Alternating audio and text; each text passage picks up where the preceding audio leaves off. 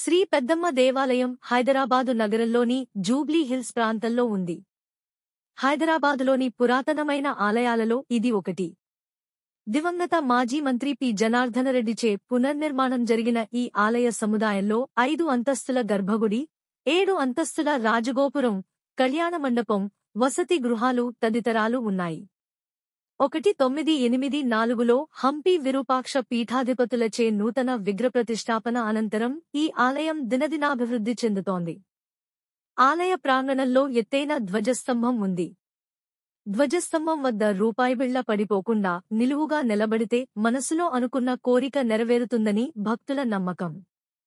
చరిత్ర: పెద్దమ్మ ఆలయం ఎన్నో సంవత్సరాలుగా జూబ్లీహిల్స్ ప్రాంతంలో ఉండగా 2000వ సంవత్సర కాలం నుండి దీని ప్రాచుర్యం చాలా పెరిగింది. ఇక్కడి అమ్మవారు పూర్వకాలంలో పల్లెవాసాలకు దగ్గరగా ఉండి గ్రామదేవతగా పూజలు అందుకుంటూ ఉండేదట. హైదరాబాద్ నగరం అభివృద్ధి చెందుతూ రావడంతో సహజంగానే పల్లెవాసాలు అదృశ్యమయ్యాయి. గ్రామదేవతగా ఉన్న అమ్మవారు ఆగమ శాస్త్రం ప్రకారం ప్రతిష్ఠించబడి పూజాభిషేకాలు అందుకోవడం జరుగుతోంది. ఉత్సవాలు: ఈ ఆలయంలో 5 ప్రధాన ఉత్సవాలను చాలా ఘనంగా నిర్వహిస్తారు.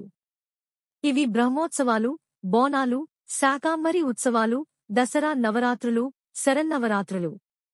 ఈ ఉత్సవాల సమయంలో ఆలయం జనాలతో కిటకిటలాడుతూ ఉంటుంది. హైదరాబాదు, సికింద్రాబాదు జంట నగరాలు, శివారు ప్రాంతాలకు చెందిన వేలాది మంది భక్తులు ఈ ఉత్సవాల సందర్భంగా పూజల కోసం ఆలయానికి తరలివస్తుంటారు.